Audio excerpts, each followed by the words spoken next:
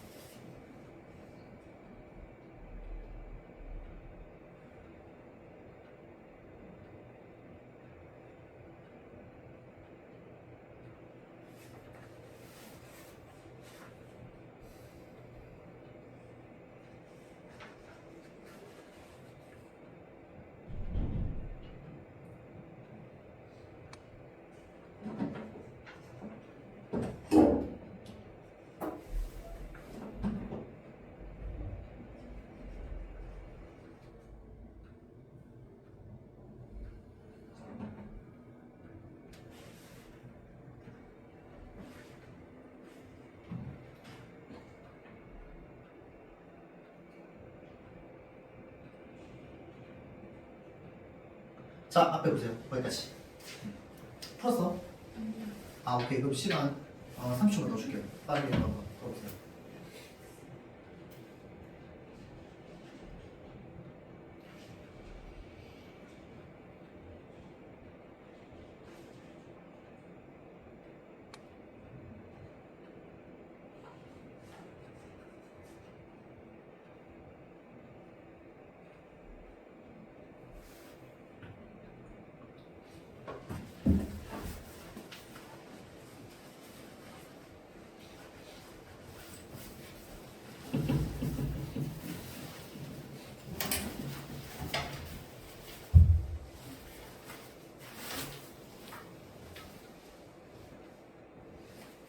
자, 앞에 봅시다. 일단은 요 가나 지문에 대해서 이야기하기 전에 오늘 이제 그 문학을 할 거기 때문에 문학과 관련되어 있는 어떤 흐름이나 개념들을 좀 간단하게 이야기를 하고 시작을 하려고 합니다. 그래서 필기를 좀 할 건데, 자, 일단은 우리 현대문학을 기준으로 이야기를 좀 한번 해볼게요. 이게 시기를 나누면 뭐 세세하게도 나눌 수 있는데, 오늘 쌤은 그냥 뭉뚱그려서 그냥 전체 한 큰 네덩이 정도로 좀 볼 겁니다. 자, 그래서 일단은 1900년대 초반 작품 들의 특징에 대해서 우리가 좀 살펴보자면, 1900년대 초반에는 어떤 시대였어? 일제강점기였죠. 자, 그래서 이 일제의 어떤 폭력, 일제 탄압이나 이런 것들이 작품 속에 좀 많이 드러나 있습니다. 그리고 그것에 저항해서 뭐 하자, 독립 운동을 하자 라고 하는 이제 독립과 관련되어 있는 마음이나 이런 것들이 시나 이런 걸로 많이 드러나죠. 자, 그 다음 두 번째는 이 일제 탄압 때문에 생기는 모습 중에서 뭐가 있냐면 가족 공동체 붕괴가 있죠. 이거는 우리 저기 수라라는 작품으로 봤다, 그쵸? 자, 그래서 일제라고 하는 게 들어오게 되면서 우리가 삶이 어떻게 바뀌게 됩니까? 강제로 근대화가 됩니다. 맞죠? 그래서 핵가족화가 되게 되면서 원래 대가족을 이루고 살았는데 이런 것들 사람들이 가족들이 다 뿔뿔이 흩어져. 다 같이 있으면 다 같이 죽거든. 그러니까 다 뿔뿔이 흩어져가지고 누구는 도시로 가고 누구는 징병 끌려가고 누구는 징용 끌려가고 누구는 위안부 끌려가고 다 뿔뿔이 흩어진단 말이야. 맞죠? 자, 그래서 그런 유지되고 있던 이 가족 공동체나 이런 것들이 와장창 무너지게 되는 시기입니다. 자, 그럼 이 가족 공동체가 붕괴되면서 느끼는 감정들은 뭐였어? 그 작은 거미 쓸어내릴 때 어떤 감정을 느껴요? 쓸쓸함을 굉장히 많이 느끼잖아. 맞죠? 자, 그래서 쓸쓸함, 외로움 이런 감정들이 주로 이제 많이 드러나죠. 자, 그 다음에 가족 공동체가 붕괴되면서 다 뿔뿔이 흩어지다 보니까 무엇을 상실하게 됩니까? 고향을 상실하게 되는 모습들이 자주 나옵니다. 현경의 고향이라고 하는 소설에는 어떤 모습이 나오냐면요. 이제 일제가 딱 들어서기 시작하면서 회사를 세우는데 그 회사 이름이 혹시 뭔지 압니까? 한국사 했어 안 했어? 1학년 때 한국사 했어 안 했어? 아니, 했다고 물어볼까봐? 했어요 안 했어요? 다송아 했어요 안 했어요? 1학년 때 한국사 했어요? 일제가 들어서면서 제일 처음으로 세운 회사가 뭡니까? 동양척식 주식회사를 세웠죠. 기억나요? 동양척식 주식회사를 세우면서 제일 처음으로 한 일이 뭐였어요? 사업을 벌였죠. 무슨 사업? 뭐라고요? 토지조사 사업을 벌였습니다. 혹시 기억나요? 토지조사 사업을 벌였는데 토지조사 사업을 통해서 한 게 뭐였을까요? 당시에 전국 국토를 돌아다니면서 동척이 동양척식 주식회사가 토지조사 사업을 벌였단 말이야. 이 토지조사를 쭉 하러 다니면서 생각해보면 우리는 일제강점기 이전까지 무슨 시대였어? 조선시대였단 말이야. 그러면 양반들이나 이런 사람들은 다 땅을 국가로부터 받으니까 그 국가로부터 받았다라고 하는 문서가 있겠지. 근데 일반 평민들은 그 자기가 살고 있는 그 집의 땅에 문서가 따로 있겠니? 없어요. 그냥 거기 아무도 안 사니까 그냥 집 짓고 산 거야. 땅 아무도 안 쓰니까 거기다 농사 지은 거고. 맞죠? 근데 그 일본인들이 와가지고 이 땅 누구 소유냐고. 그래서 우리 땅인데요. 그러면 그 문서 한번 내놔 보라고. 없다고 하면은 그냥 소유 없는 땅 해가지고 다 뭐 하는 거야? 자기들이 다 가져가는 거야. 그러고 나서 이제 그 사람 다시 찾아갑니다. 여기 이제 우리 땅인데 왜 농사 짓고 있냐고. 그럼 이제 뭐 받아야 돼? 사용료를 받아야 되잖아. 그래서 토지 사용료를 막 내는 거야. 그래서 뭐가 생긴 거야? 당시에 소작인들이 생기는 겁니다. 그 소작인들이 너무 많이 생기니까 전국에 그 사람들을 관리하기 위해서 만든 계층인 거예요. 마름이라고 하는 계층이었죠. 마름이 돌아다니면서 그 사람들 관리하는 거야. 그래가지고 그 사람들한테 이제 쌀 걷어가지고 누구한테 갖다 줘? 일제한테 갖다 주는 거죠. 맞죠? 자, 그래서 우리 집에서 농사를 지어, 땅에서. 그럼 전체 농사 100 지은 것 중에서 한 30%는 저기 동척에 뺏겨. 한 30%는 마름한테 뺏겨. 그러면 남은 40% 가지고 우리 가지고 먹고 살아야 되는 거야. 그러니까 계속 가난해질 수밖에 없는 거예요. 그래서 결국은 어떻게 합니까? 그 마을 사람들이 동네를 다 떠나버립니다. 마을은 완전히 다 폐허가 돼버려요. 그리고 그 사람들 떠나서 어디 가서 사는데? 간도나 만주 가서 사는 거거든. 이해되죠? 자, 그래서 그때 당시 어떤 이 고향을 상실한 사람들, 그리고 다시 고향을 돌아온다 한들 그때 다시 돌아온 고향이 옛날 고향이겠어? 아니겠지. 다 폐허가 되어 있잖아. 그래서 고향이라고 하는 지역은 남아있지만 그 동네는 완전히 그냥 폐허가 돼버리는 거야. 그래서 그런 이 고향을 상실한 어떤 사람들의 어떤 상실감, 이런 것들이 좀 이제 작품에 주로 많이 나오죠. 그리고 또 많이 나오는 것 중에 하나가 뭐냐면요, 이 무기력한 지식인의 모습이 자주 나옵니다. 여기 이제 여러분들 고등학교 2학년 올라가면 문학교과서 또는 이제 학교에서 프린트로 이제 읽게 될 작품들일 텐데, 대표적인 작품으로 뭐가 있냐면 저기 소설가 구보씨 일일이라고 하는 소설이 있어요. 이 소설은요, 그냥 소설가 구보씨에 대한 이야기야. 그럼 이 구보씨는 소설가니까 당시엔 지식인이었겠지. 그 내용은 뭐냐면요, 그 사람이 그냥 집 밖에 나와가지고 서울 한 바퀴 돌고 들어가는 게 끝입니다. 그럼 소설의 내용은 뭐냐면요, 그 서울을 한 바퀴 도는 동안 자기 머릿속에 5만 가지 생각이 들 거 아니야. 그 생각들이 그냥 끊임없이 계속 줄줄줄줄 서술되어 있어요. 근데 그 사람의 생각을 따라가서 읽어보다 보면 무슨 느낌이 드냐면요, 이 사람 왜 살지라는 생각이 들어요. 삶의 의욕이 하나도 없어 보여.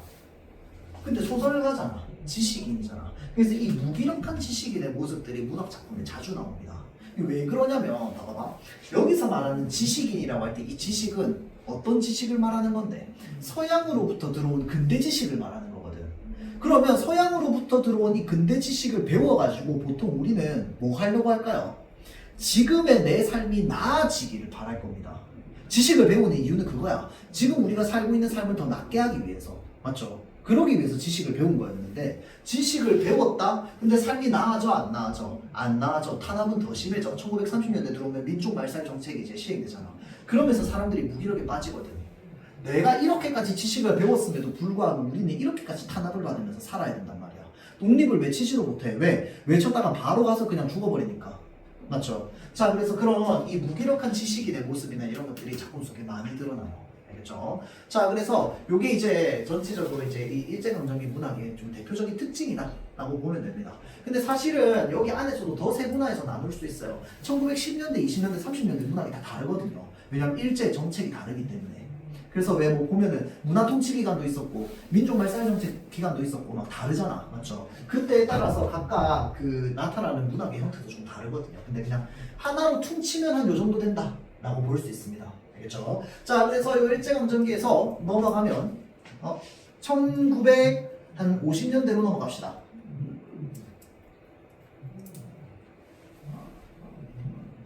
1950에서 60년대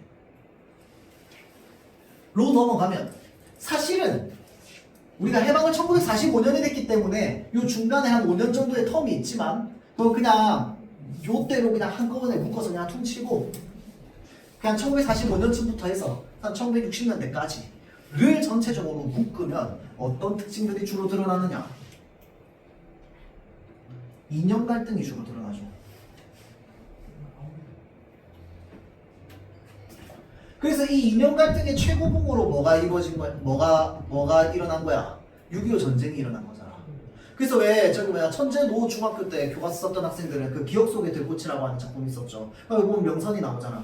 그 어른들의 탐욕으로 인해서 막 죽게 되는 인물이 나오죠. 그 탐욕이 뭐 때문에 생겼는데 이념 갈등으로 인한 전쟁 때문에 생긴 거거든. 맞죠?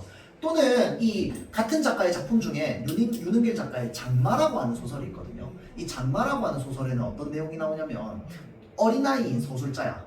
나는 친할머니도 있고 외할머니도 있거든. 이 친할머니는 고향이 남쪽이야. 외할머니는 고향이 북쪽인 거야. 근데 나는 친삼촌도 있고 외삼촌도 있는 거야. 근데 우연한 계기로 이 외할머니랑 친할머니가 우리 집에서 같이 살게 된 거야, 한동안. 근데 전쟁이 벌어졌어. 그럼 생각해봐봐. 친삼촌이랑 외삼촌은 서로 뭐가 됐겠어? 적군이 됐겠지. 왜? 고향이 이쪽은 남한 쪽이고 저쪽은 북한 쪽이잖아. 이해되죠? 그래서 이제 전쟁이 일어났는데 이 외삼촌이 유해로 돌아온 거야, 집에. 이 외할머니가 큰 충격에 빠졌겠죠. 그러면서 이 외할머니가 나의 친삼촌을 정말 죽일 듯이 미워하는 뭐 그런 내용들이 나온단 말이야. 한 집안 안에서 벌어지고 있는 어떤 인연 갈등이나 이런 것들이 좀 많이 드러나죠. 자, 그래서 이 인연 갈등으로 인한 이제 어떤 이 일반 이제 국민들이 겪었던 어떤 피해, 비극 이런 것들이 좀 많이 드러납니다. 또 많이 드러나는 것들이 뭐가 있냐면요. 이제 가난한 생활. 이런 것들도 좀 드러납니다. 6.25 전쟁 이후에요. 나라가 완전 쑥대밭이 돼버렸단 말이야. 그러니까 아무것도 안 남아있어. 그냥 완전 쑥대밭이야. 처음부터 다시 읽어나가야 되는 거야. 그러니까 모든 사람들이 가난하거든. 근데 그 와중에서 누구는 이제 가난에 벗어난 사람이 있지만 누구는 여전히 계속 가난에 찌들어서 살고 있는 사람들이 있거든요. 그럼 그 사람들 입장에서는 자기들이 이 사회에 제대로 편입됐다고 생각하겠어? 안 하겠지. 맞죠? 오발탄이라고 하는 소설이 있어요. 이제 오발탄이라고 하는 게 뭐야? 잘못 쏜 총탄이잖아. 오발탄. 맞죠? 자, 그러면 총을 쏘는 사람 입장에서 오발탄은 쓸모 있는 거야? 쓸모 없는 거야? 쓸모 없는 거거든. 잘못 쏜 총탄이니까. 맞죠? 그러니까 이 우리 가족이 이 사회의 오발탄 같은 존재처럼 느껴지는 거야. 보호받지 못하고. 첫째 아들은 이가 아파서 치통이 있는데 병원을 못 가요. 돈이 없어서. 계속 치통을 앓으면서 직장생활을 막 하는 거야. 찌들려가지고. 둘째 아들은 군대를 갔다 왔는데 할 수 있는 게 아무것도 없는 거야. 자기 일하고 싶은데. 그래서 결국은 범죄를 계획하는 뭐 그런 모습이 나오고. 셋째 딸은 돈이 없으니까 이제 인신매매로 팔려가게 되는 뭐 그런 내용들이 좀 나온단 말이야. 그래서 이 이제 가난한 생활이나 이런 것들이 도저히 이제 해결이 되지 않는 우리 가족은 마치 이 사회의 이제 오발탄 같은 존재인 그런 사람들의 모습들이 좀 나오죠. 자, 그리고 이런 이념 갈등과 가난한 생활 그 사이에서 제대로 된 규범이 좀 갖춰져 있었을까요? 그건 아니었겠지. 물론 국가도 만들어지고 헌법도 있고 있기는 다 있어. 근데 전쟁으로 인해서 온 천지 나라가 그냥 다 쑥대밭이 되어버렸기 때문에 지금부터 다시 뭔가 시작을 해보려고 한다면 무엇이 옳고 그른지, 우리는 어느 방향으로 나아가야 되는지 이런 이정표가 있어 없어? 아무것도 없거든. 자, 그래서 당시에 규범이 하나도 정해져 있지 않은, 제대로 정해져 있지 않은 그런 이 혼란스러운 이 사회 모습이 굉장히 많이 나옵니다. 이거는 전쟁이랑은 크게 상관없는데 전쟁 직전의 이야기인데요. 전쟁 직전에 미스터 방이라고 하는 소설이 있어요. 이 미스터 방이라고 하는 소설에 보면 어떤 인물이 나오냐면 누군가는 이제 일제시대 때 친일을 했어. 친일파야. 그래가지고 일제가 딱 끝나는 순간 마을 사람들이 몽둥이 들고 가가지고 그 집에 쳐들어가 그 사람들 막 몽둥이질을 해요. 너무 물분이 많이 쌓여서 막 몽둥이질을 하는데 그 사람이 어떻게 살아나왔단 말이야. 살아나와가지고 뭘 하냐면 너무 열받는 거야. 맨날 나한테 굽신굽신거리던 사람들이 날 구두를 패니까. 그러니까 나보다 더 높은 사람 찾아가지고 뭐 하냐면 나 저 사람한테 복수하고 싶은데 나한테 힘 좀 빌려달라고 막 가는 뭐 그런 내용도 나오고요. 그런 인물도 나오고요. 또 어떤 인물은 이제 이 일제강점기 때문에 굉장히 하층민이었어. 구두 닦는 소년이었어. 구두 닦는 소년이었는데 어찌어찌 우연한 계기로 아주 짧게 영어를 할 수 있게 된 그 경험으로 우리나라 미군에 들어온, 남한 쪽에 미군에 들어온 미군 소위의 통역 일을 대신해주는 일을 하게 된 거야, 우연하게. 그러니까 자기가 마치 무슨 미군 소위인 양 가면서 온 동네 막 떵떵거리면서 다니고 있는 뭐 그런 인물도 나오고요. 그러니까 완전 혼란스러운 이 혼란 그 자체인 거지, 당시 시대면.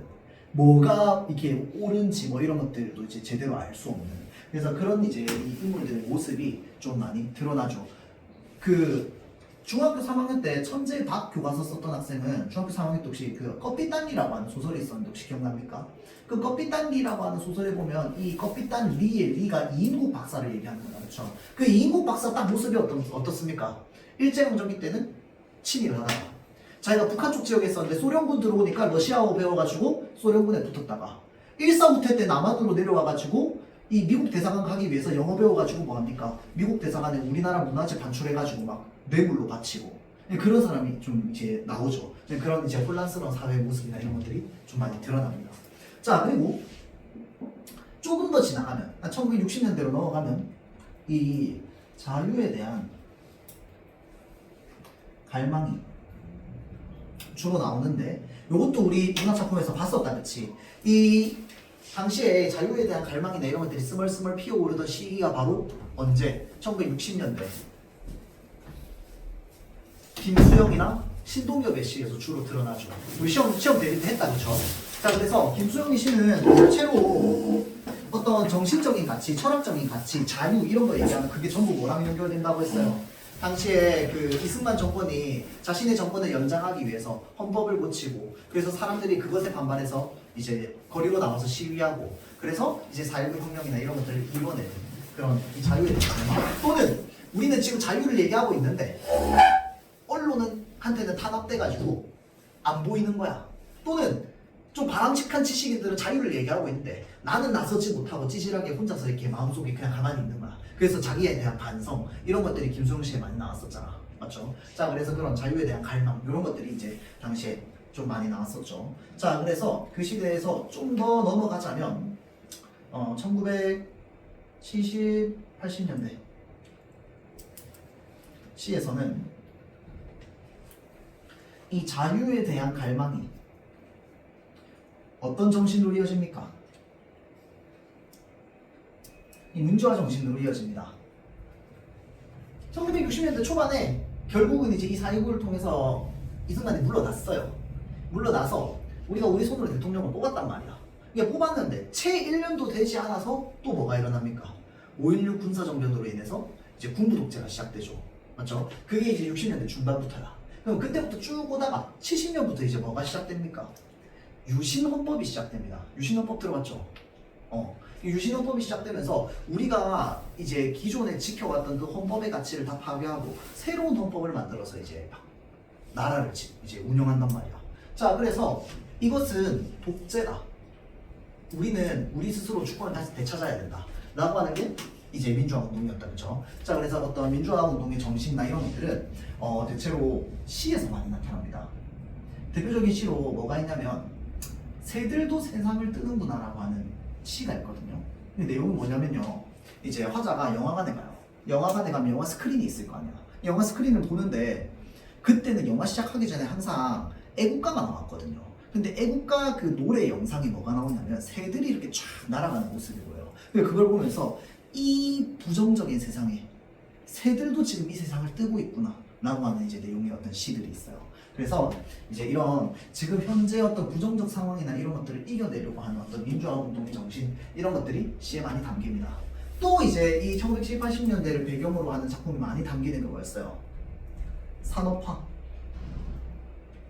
기계화였죠. 요거는 우리가 내신에서 봤던 작품 중에서 어디에서 드러납니까? 이거 시험에도 나왔잖아. 아홉 켤레 구두로 남은 산에서 드러납니다. 맞죠? 이제 인간 소외 현상이라든지 이제 자본의 논리로만 세상을 바라보려고 하는, 또는 소시민적 태도, 이런 것들이 좀 많이 드러났었다. 그쵸? 자, 그래서 이 산업화가 되던 시기는 무엇을 중시하는 시기라고 했습니까? 다송아 보고 있니? 이성을 중시하는 시대였거든요. 그래서 무엇이 무시당한다고? 개인의 인간적 감정이 무시당하는 시대였다고. 그렇죠? 자, 그래서 어떤 자신의 개인의 인간적 감정을 무시당하거나, 또는 뭐가 많이 나오냐면요, 요거 노동착취. 대표적으로 여러분들 그 중학교 3학년 때 이제 천재 노교 가서 썼던 학생들은 그 가난한 사랑 노래라고 하는 시가 있었어요. 가난하다고 해서 사랑을 모르겠는가? 가난하다고 해서 그리움을 버렸겠는가? 뭐 이런 표현이 나온단 말이야. 자, 그래서 거기에 나오는 그 가난한 사람이 바로 누굽니까? 가난한 도시 노동자였죠. 그래서 이제 공장에서 일하고 있는, 당시에 막 16시간, 18시간씩 일해도 제대로 보수도 못 받고 삶은 계속 나아지지 않는 그런 이제 좀 착취당하는 어떤 노동자의 현실, 이런 것들이 좀 많이 드러나죠. 자, 그다음 이제 그 권씨처럼, 아홉 켤레 구두 권씨처럼 이제 사회의 어떤 인물, 소외된 인물들이 나오죠. 자, 그래서 이러한 인물들과 모습, 그 사회에 대한 묘사를 통해서 우리에게 전달하고자 하는 건 뭐였습니까? 반성의 감정을 전달하는 거였어요. 시험 문제 있었다, 그쵸? 마지막 문제. 자, 그게 이제 이 1970, 80년대 어떤 산업화를 배경으로 하고 있는 작품이라고 보면 됩니다. 자, 그 다음에 이제 1990년대로 넘어가면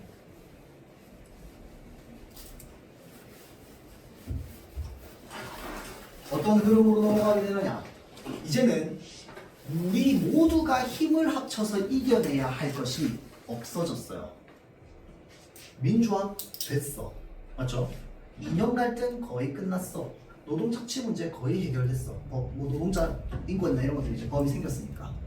군부 독재 끝났어요. 이제 문민정부, 그러니까 군인이 아닌 정부가 나오기 시작했습니다. 맞죠? 자, 그럼 그때부터 이제 사람들이 무엇에 빠지기 시작하느냐? 개인적 서정에 빠지게 됩니다. 그러니까 전달하고자 하는 정서가 아주 파편화되고 개개인화되는 거야. 그래서 이 사람이 원하는 거 다르고, 저 사람이 원하는 거 다르고, 저 사람이 원하는 거 다르고, 사연도 이 사람 사연 다르고, 저 사람 사연 다르고, 다 다른 거야. 그렇죠? 자, 그래서 그렇게 개인화, 파편화가 되는 어떤 정서나 이런 것들이 많이 드러나고요. 그러면서 개개인이 원하는 것들을 이제 드러내고 하다 보니까 그동안 이제 뭐 민주화나 이런 것들 거대 담론이라고 하거든. 이 거대한 것을 물리치고 났더니 이제는 사소하게 남아있는 무엇을 해결하려고 해요? 차별이나 이런 것들을 해결하려고 하는 거야. 그래서 뭐가 많이 나오느냐? 어떤 장애인에 대한 차별이라든지, 또는 여성에 대한 차별이라든지, 이런 이야기들이 이제 주가 되기 시작하는 거예요. 그래서 1990년대 이후에는요, 이 여성 서사가 참 많이 납니다. 그 대표적으로 여러분들 그 한강 작가가 노벨상을 받았잖아, 그쵸? 근데 나는 개인적으로 생각하기에 한강 작가의 가장 파격적이고 좀 충격적이었던 소설들은 다 90년대에 나온 소설이라고 생각하거든요. 뭐 채식주의자도 사실 90년대에 나온 소설이죠. 자, 그래서 그때 당시 어떤 여성 서사 크게 두 종류예요. 하나는 뭐냐면 이제 진취적인 여성이 자신에게 오는 어떤 이 고난과 이런 것들을 하나도 굴하지 않고 자기가 다 이겨내는 거야. 자신의 힘으로 누구의 도움을 받지 않고 그런 어떤 여성의 서사가 나오거나 또 하나는 뭐냐면요. 여전히 여성에게만 주어져 있는 어떤 사회적 시선이라든지 어떤 타인에 대한 시선 이런 것들로 인해서 메말라 죽어가고 있는 여성의 모습이라든지 그런 모습들이 나오는 거야. 그래서 그런 것들에 대한 고발 이런 것들이 많이 나오죠. 사회. 그리고 시에서는 또 주로 뭐가 나오냐면 굉장히 직설적인 표현이라든지 또는 어떤 날선 표현, 날것의 표현 이런 것들이 많이 나와요. 그러니까 그 전 시대로 따지면 어떻게 여자 입에서 저런 말이 나와? 라고 하는 그런 말들이 제 작품에 많이 담기게 되는 거야. 그래서 우리가 사실은 이제 대중적으로 뭐 페미니즘이다 뭐 이런 표현을 이제 뭐 페미니즘, 뭐 페미니스트 이런 말들이 한 2010년대 한 중후반부터 나왔던 것 같아요. 맞죠? 한 2010년, 한 16년, 17년 요때부터 좀 나오기 시작했는데 사실은 예술이나 문학계에서는요 이 페미니즘이라는 말은 이미 90년대부터 나오고 있었습니다. 이 여성 서사는 그때부터 시작되고 있었거든. 이해되죠? 자, 그래서 그런 이야기들이 좀 많습니다. 자, 그 다음에 이제 제약이 없어졌어. 이때까지는 독재시대였다 보니까 뭐가 많았냐면 금지된 출판물이 되게 많았습니다. 조금만 정부의 마음에 들지 않으면 다 금지야. 출판 금지야. 근데 이제 그런 것들이 다 풀렸단 말이야. 그러다 보니까 굉장히 어떤 실험적인 작품이라든지 이런 것들이 이제 나오기 시작하는 거야. 우리가 보통 이제 문학의 흐름을 배운다라고 하면 이 정도 흐름까지를 좀 배웁니다. 이제 뭐 교과 과정도 그렇고 실제 대학에서 배울 때도 한 이 정도까지인데 나는 내가 개인적으로 생각할 때 여기에서 이제 또 하나의 흐름으로 좀 더 넘어온 것 같은 느낌이 좀 들어요. 왜냐면 1990년대도 벌써 30년 전이거든. 따지고 보면. 자, 그래서 지금의 시대를 그냥 한 2010년대 이후라고 본다면 요때는 이제 뭐가 이제 좀 대중적으로 이제 자리 잡고 있냐면 이게 SF가 좀 자리 잡고 있어요. 공상과학 소설. 맞죠? 자, 여러분들 이번에 1학년 교과서에 있는 내용 중에 아마 SF 소설 없었던 걸로 내가 기억하는데 다른 출판사는 1학년 그 교과서에 1학기든 2학기든 하나는 꼭 들어가 있거든. 최근에 나온 소설이. 그리고 이번에 2학년 문학 교과서 새로 만들어진 것도 보니까 제일 마지막 단어는 요 최근에 쓰인 2010년대 이후에 쓰인 소설이 하나씩은 들어가 있더라고요. 그래서 이 SF를 주로 이제 이야기하는 이 소설은요 주로 어떤 내용을 담고 있냐면 SF니까 지금 시대가 배경이니까 미래 시대가 배경이니까 대체로 미래 시대가 배경이겠지. 이 미래 시대를 배경으로 해서 어떤 이야기가 좀 진행되냐면 결국 말하고 있는 건 지금 우리 현실에서 겪고 있는 문제들을 얘기합니다. 지금 우리가 겪고 있는 현실의 문제를 미래 시대를 배경으로 해서 얘기하는 거야. 그래서 다른 교과서에는 뭐가 있냐면요. 관내분실이라고 해가지고 이제 도서관에 가면은 이제 뭘 할 수 있냐면 부모님, 그러니까 죽은 사람의 어떤 그거를 그대로 다시 볼 수 있고 만날 수 있고 대화할 수 있는 그런 이제 프로그램들이 있는 거야. 그런데 내 어머니가 돌아가셨는데 나는 어머니랑 사이가 안 좋아서 한 번도 찾아가 본 적이 없는 거야. 그래서 어느 날 내가 임신을 해가지고 좀 이제 어머니의 마음이 궁금해서 찾아가서 얘기 좀 해보려고 갔더니 우리 엄마의 기록만 딱 삭제돼서 없는 거야. 그래서 이 우리 엄마의 그 자료를 찾으러 다니는 이야기입니다. 그래서 결국은 나중에 그거를 통해서 무엇을 이해하게 되냐면 당시 어머니의 마음을 이해하게 돼요. 내가 임신한 몸으로써. 그럼 결국은 뭐야? 엄마 얘기잖아. 엄마 얘기 얼마나 많니 세상에. 맞죠? 자, 그러니까 결국은 현실의 문제에 대해서 얘기하고 있지만 배경이 뭐인 거야? 이제 미래 시대의 어떤을 배경으로 하고 있는 거야. 또 어떤 소설은 뭐가 있냐면요. 다른 교과서에 있는 건데 브로콜리 펀치라고 하는 소설이 있어요. 이거는 내가 교과서에 실리기 전에 예전에 이제 서점에서 보면서 야 이건 진짜 기발하고 재밌다 라고 생각했는데 어느 순간 보니까 교과서에 실려 있더라고요.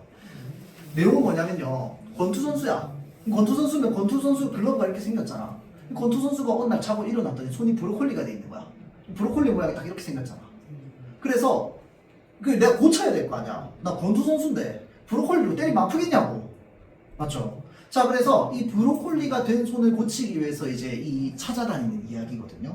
근데 이 찾고 하다 보면은 결국 이 소설에서 말하고 싶은 건 뭐냐면 우리 현대인들이 각각 마음속에 가지고 있는 어떤 불안감, 우울감 이런 것들에 대해서 얘기하는 거야. 그러니까 우리가 현대인들이 가지고 있는 이 어떤 이 내면에 감춰져 있는 감정 이런 것들에 대해서 이야기를 하는 거거든. 그럼 결국은 현실의 문제잖아, 맞죠? 그래서 이 현실의 문제를 SF라고 하는 어떤 배경을 빌려와가지고 얘기하는 소설들이 많더라. 자, 그래서 SF를 통해서 이제 현실의 문제나 이런 것들을 이야기를 하는 작품들이 좀 많습니다.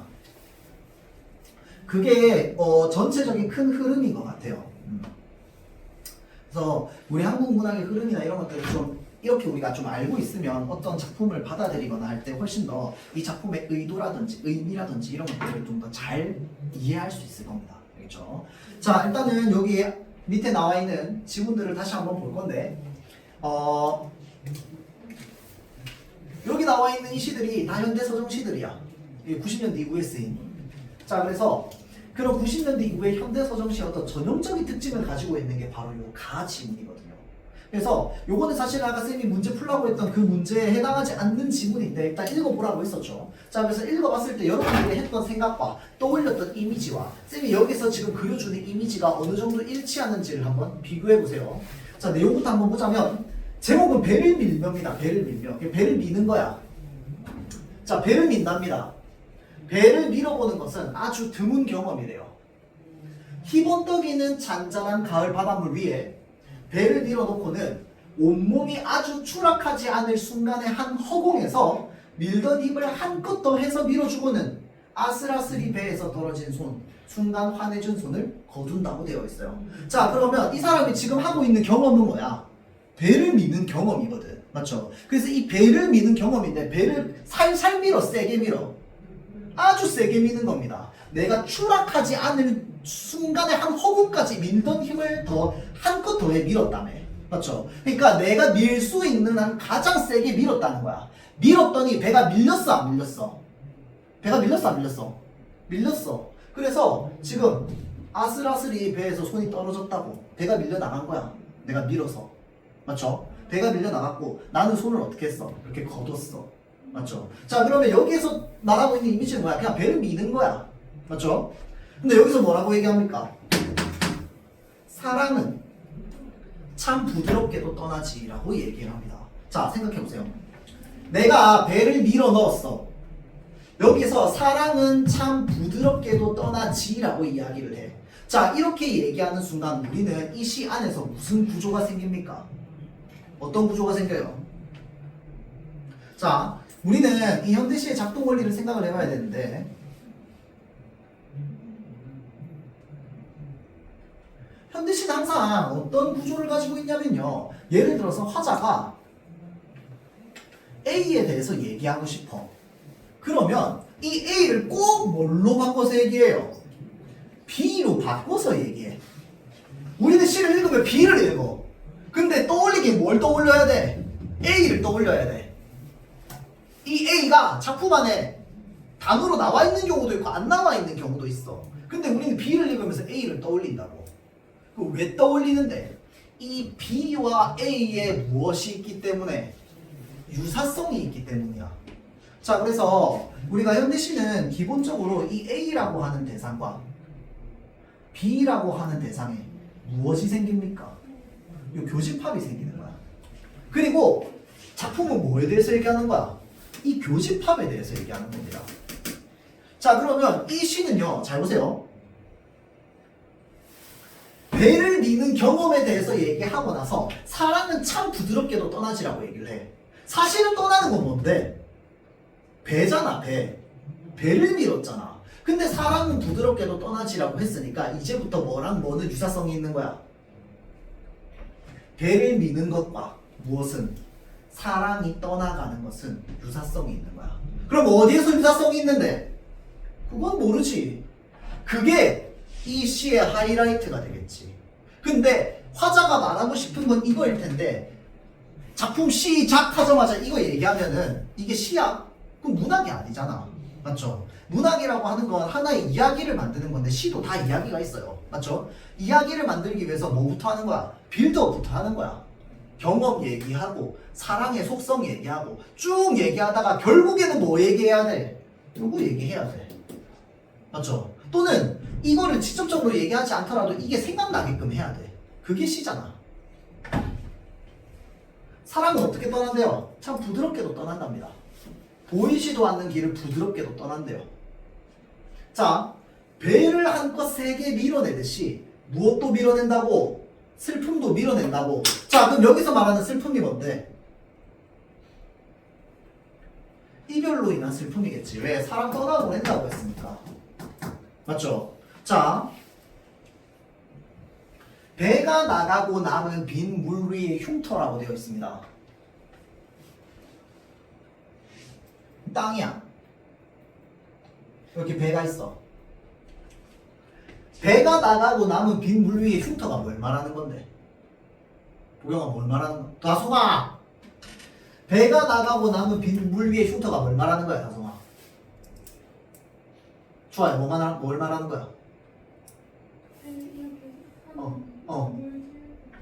그쵸? 이 뒤에 나오는 뭐인 거야? 물결이야.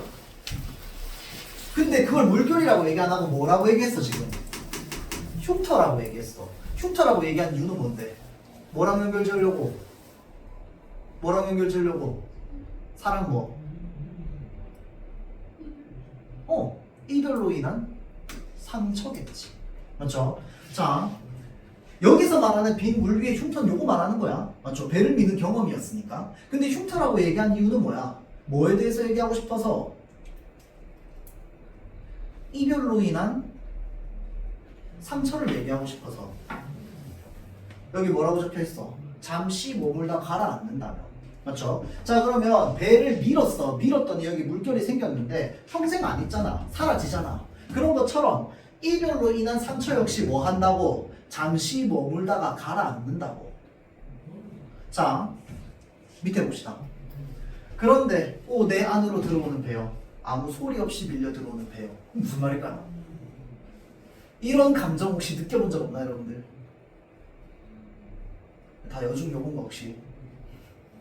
보경아, 이게 무슨 감정이야 이거? 슬픔. 뭔 슬픔? 그러니까 뭔데? 이 말하는 장이 뭔데? 내 안으로 밀려 들어오는 배요. 내 안으로 들어오는 배요. 아무 소리 없이 들려오는 배요. 무슨 말이야 이게? 자, 화자는 배를 밀어냈어 안 밀어냈어? 밀어냈어. 사랑 밀어냈어 안 밀어냈어? 밀어냈어. 근데 이게 무슨 말인데, 나성아?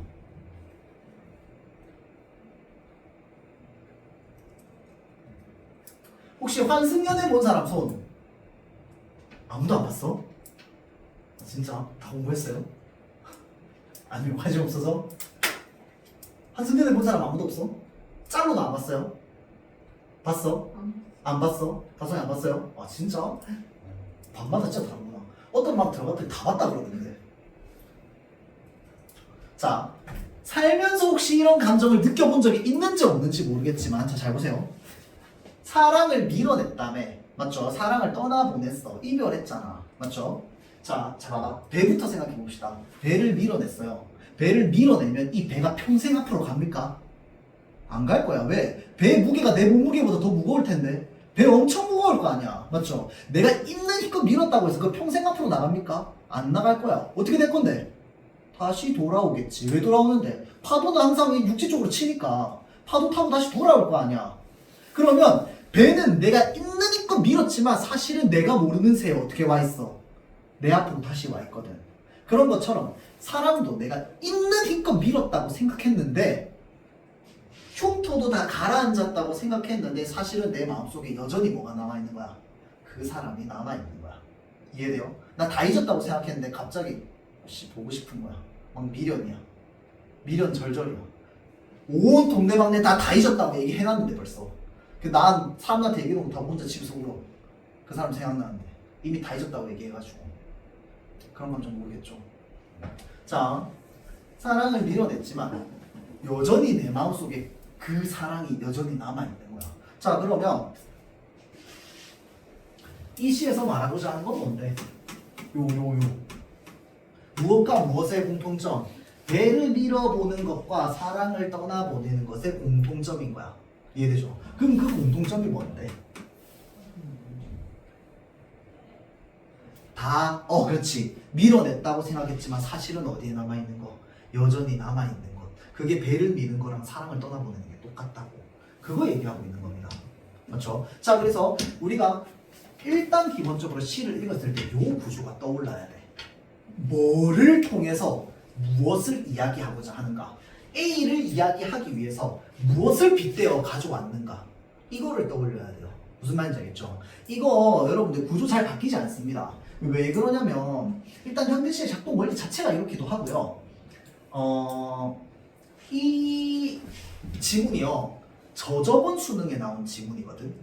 근데 그 전년도 수능에 나온 지문이 뭐냐면 그 우리 본 수업의 과제로 아마 나가서 풀어본 사람이 쓸 수도 있는데 가지가 담을 넘을 때라고 하는 시가 있어요. 그게 뭐냐면 나뭇가지가 자라면서 이게 담 넘어서 자라는 내용이거든. 그 시를 쓴 작가가 이제 정끝별 시인이에요. 정끝별이라고 하는. 이제 이 시인은 장성남 시인이고. 그리고 그 전년도에 나왔던 그 작품이 현대시가 뭐였냐면 그 시 제목은 기억이 안 나는데 나희덕 시인이에요. 나희덕 시인의 뿌리로부터였을 거야 아마. 그러니까 음지의 꽃이었어요. 음지의 꽃. 근데 나희덕 시인, 장성남 시인, 정끝별 시인 세 분은요 실제로 절친입니다. 왜 그러냐면 1990년대 같은 시기에 같이 모임 만들어서 같이 활동했던 사람들이야. 그 시대를 평정했던 사람들이라고. 근데 그 사람들이 지금 30년이 지나서 누구랑 할머니 할아버지가 돼가지고 뭐가 나오는가 그 작품이 지금 시험에 나오는 거거든. 이해되죠? 그러면 그 사람들이 만들었던 그 구조와 세계관이 크게 벗어나지가 않는 거야. 이해되죠? 이게 지금 현대서정시의 형태는 그냥 이런 형태들이 주로 나올 것이다 라고 여러분들이 생각하면 됩니다. 크게 안 벗어나요. 되겠죠? 자, 다음 나아지는 봅시다. 요건 되게 특이하다, 그쵸? 사실 발표된 거로만 치면 얘가 더 예전이긴 해요. 얘는 1980년대 후반에 나왔고 저번에 2001년에 나왔거든. 1980년대 후반에 나왔는데 사실은 80년대 문학 스타일보다는 90년대 문학 스타일에 좀 더 가까워. 이 여성 화자가 등장하는데 이 여성 화자가 자기가 가지고 있는 감정을 굉장히 직선적으로 막 표현하는 거거든. 세게. 자, 그래서 요거는요 여러분들 중간에 뭐가 나와요 자꾸? 이 킥킥거린단 말이야. 근데 이 화자가 가지고 있는 정서가 있어. 그리고 여기 킥킥거리는 표현이 있어. 우리가 보통 킥킥거리는 건 어떨 때 킥킥거려요? 이거 아니야. 웃길 때. 맞죠? 자, 그러면 이 킥킥거리는 감정이랑 이 화자가 가지고 있는 정서랑 결이 똑같은지를 생각해 봐야 돼요. 사실은 결이 다르거든. 그러면 말하고자 하는 건 킥킥이 말하고 싶은 거야? 화자의 감정을 말하고 싶은 거야? 화자의 감정을 말하고 싶은 겁니다. 이해되죠? 자, 그래서 화자의 정서를 정확하게 찾는 게 더 중요했어요. 자, 근데 요때 이 수능 치고 나서 학생들이 이 시에 대해서 별명을 뭐라고 붙였더라? 왜 이렇게 자꾸 이 사람 킥킥거리냐면서 킥킥좌라고 이렇게 별명 붙여가지고 막 이 지문을 부르더라고요. 이때 당시 수능에요. 문학은 이게 나왔고요. 비문학에 어떤 지문이 있었냐면 여러분들 한번 풀어봤을 수도 있는데 그 어떤 영상에 노이즈가 있어가지고 이 노이즈를 제거하는 기술과 관련되어 있는 지문이 있어요. 근데 그게 노이즈 제거하는 기술이다 보니까 지문에 온통 노이즈 해가지고 노이즈가 한 23번인가? 20몇 번이 지문에 나왔다 하더라고요. 그렇게 해서 독서 다 풀고 문학 넘어왔는데 문학에서 계속 킥킥킥 거려가지고 사람들이 이게 도대체 뭐냐면서 약간 이런 이야기도 하고 그랬었어요. 이게 이제 저저번 수능이거든요. 자, 근데 이제 글을 아까 이제 읽어본 학생들도 있겠지만 시가 너무 특이해요. 나는 사실은 이 작품을 대학생 때 보고 너무 좋아하는 작품이지만 이게 수능에 나올 거라고 난 생각도 안 해봤어요. 왜냐면 왜 학생들이 이걸 읽을 수가 있나? 라는 생각을 했어요. 이 감정을 이해나 할까? 근데 이제 보기에서 이거를 단순화해서 읽을 수 있게끔 보기에서 좀 제시는 해놨어요. 근데 보기 없이 우리가 이걸 읽는다라고 했을 때 어느 깊이까지 읽어낼 수 있는지를 좀 한번 보자고요. 자, 일단은 화자의 정서부터 이해를 해야 되는데 어디에서 끝나야 되냐면 여기서부터 여기까지 끝났을 때 읽었을 때 이미 정서가 100% 파악이 되어 있어야 돼. 안 그러면 자꾸 엄한 단어에 집중하게 돼 있어요. 자, 그래서 지금 화자의 상황부터 좀 살펴보면요. 당신이라는 말 참 좋답니다. 다송아, 당신이 좋대요. 그래서 불러본답니다. 뭐 하면서? 킥킥거리면서.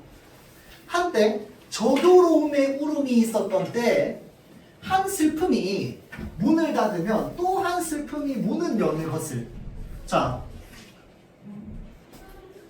한 슬픔이 문을 닫으면 또 한 슬픔이 문을 연다는 게 무슨 말인데? 보경아 무슨 말일까? 한 슬픔이 문을 닫으면 한 슬픔이 문을 연대요. 슬픔이 안 끝나. 그치, 끝나지 않는 슬픔에 대해서 얘기하는 겁니다. 나는 예전에 이 구절을 읽으면서 뭐가 떠올랐냐면 그 왜 오락실에 두더지 잡는 거 혹시 압니까? 치면 딴 데서 올라오고 치면 딴 데서 올라오고 마치 슬픔이 그렇게 찾아오는 것처럼 느껴졌어요. 이 구절이. 그러니까 여기 있는 슬픔 문 닫으면 여기 찾아온다. 여기 있는 슬픔 문 닫으면 여기서 찾아온다. 슬픔이 끝나 안 끝나? 안 끝난다는 거거든. 자, 그래서 지금 이 사람이 요걸 통해서 말하고 있는 건 자신의 현재 감정 상태가 끝없는 슬픔의 상태에 빠져 있다. 에 대해서 얘기하는 겁니다. 맞죠? 자, 그 다음 이만큼 살아옴의 상처라고 되어 있어. 이 사람 입장에서는 사는 게 뭐랑 똑같은 거야?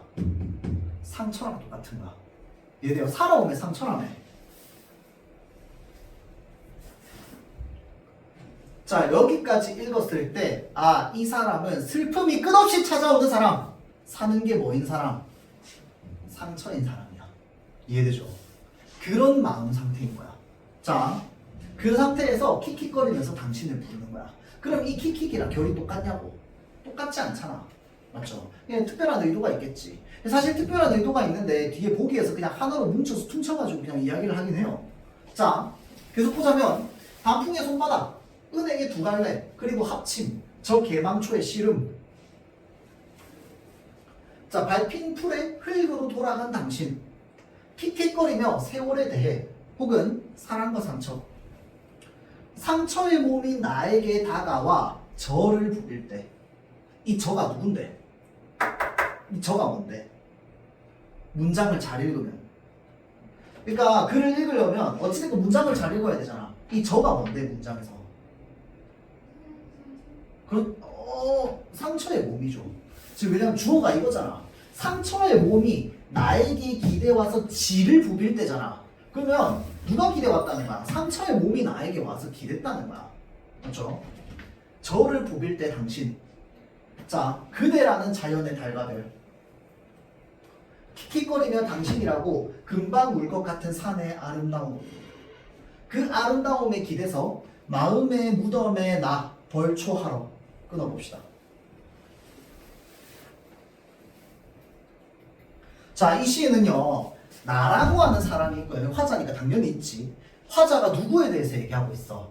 당신에 대해서 얘기하고 있어. 자, 그래서 나라는 존재랑 당신이라는 존재를 서술할 수 있는 여기에 나온 단어들을 여기다가 나열을 한번 해봐봐. 나와 관련된 단어는 전부 뭔데요? 첫 번째, 슬픔. 두 번째 뭐였어? 사랑과 상처. 마음의 무덤이랍니다. 이게 나와 관련된 시어들이야. 정리해보면 당신과 관련된 시어들은 뭔데? 아름다움, 그대라는 자연의 달과 별. 그리고 이제 그 밑에까지 읽어본 학생은 알겠지만 밑에 뭐도 나와요? 당신을 당신인데 어떤 당신이래? 이쁜 당신이래. 이쁜 당신. 자, 생각해봅시다. 이 당신이라는 존재는 실제로 예를 들어서 그 사람이 내 옆에 있다고 쳐봐봐. 그 사람이 실제로 아름답고 이쁜 거야. 실제로 그 사람이 아름답고 이쁘다기보다는 이 아름답고 이쁜 건 누구한테 아름답고 이쁜 거야? 나한테서 아름답고 이쁜 거야. 이 여기서 소술되고 있는 당신은 지금 누구의 시선으로 소술되고 있는 거야? 당신을 좋아하는 나의 시선으로 지금 소술되고 있는 거야. 이해돼요?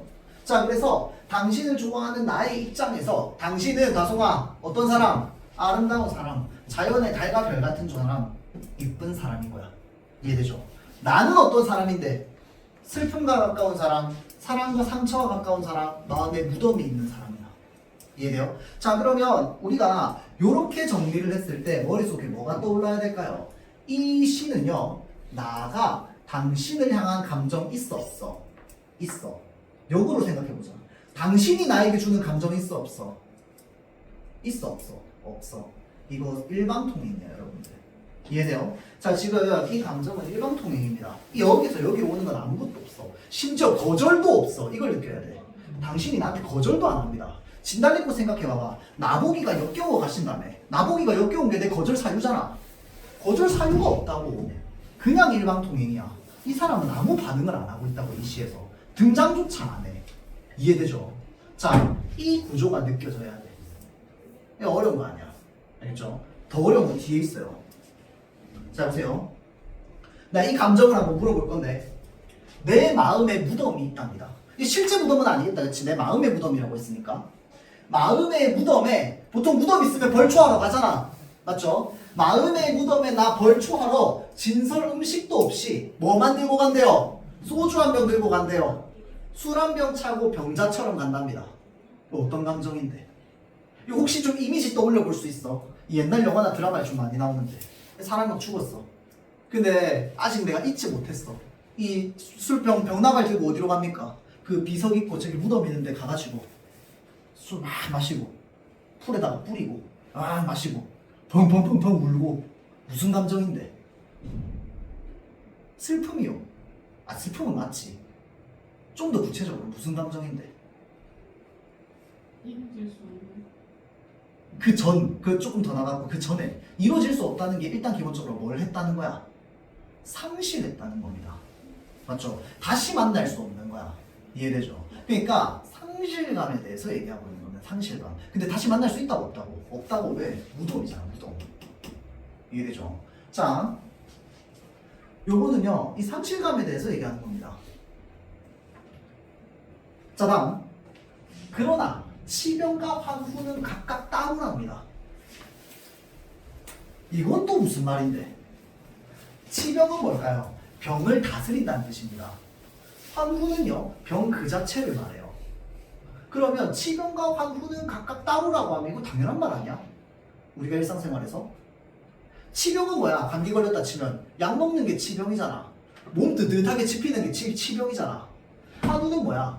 병 그 자체잖아. 아파서 모두르르 떨고 있는 거, 콧물 막 질질질 나는 거. 얘랑 같냐고. 다르잖아. 이 얘기 왜 하는데? 치병과 환우가 각각 따로라는 말 왜 할까요? 무슨 말일까? 다송아, 생각해 봅시다. 좋아요. 무슨 의미일까요?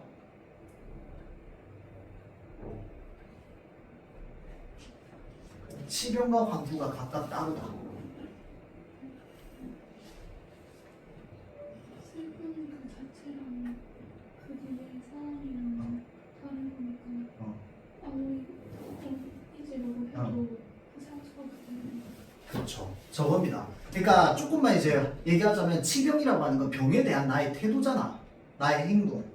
병에 대한 나의 행동이 이 병을 어떻게 할 수 있어 없어 사실은. 없거든. 병 걸렸다고 내 뜻대로 되니 그 병이? 안 되잖아. 그것처럼 나의 사랑 역시 내가 뜻대로 하려고 하는데 된다 안 된다? 안 된다를 얘기하는 겁니다. 그러니까 내 감정이 내 마음대로 안 된다는 거야. 이해되죠? 자, 그 다음 한번 볼게요. 이게 더 어렵습니다. 내가 아니라서 끝내버릴 수 없는, 물을 수도 없는 참혹이래요. 이게 무슨 말일까요? 이거 무슨 말일까요? 내가 아니라서 끝내버릴 수도 없는, 물을 수도 없는 참혹이랍니다. 이게 요거랑 좀 연결이 돼야 되는데 일단은 요거 아까 뭐라고 했어? 감정이 내 맘대로 안 된다는 걸 말하는 거야. 당신에 대한 감정이겠죠. 맞죠? 이건 무슨 말인데 그러면? 내가 아니라서 끝내버릴 수 없는, 물을 수도 없는 참혹이라는 거.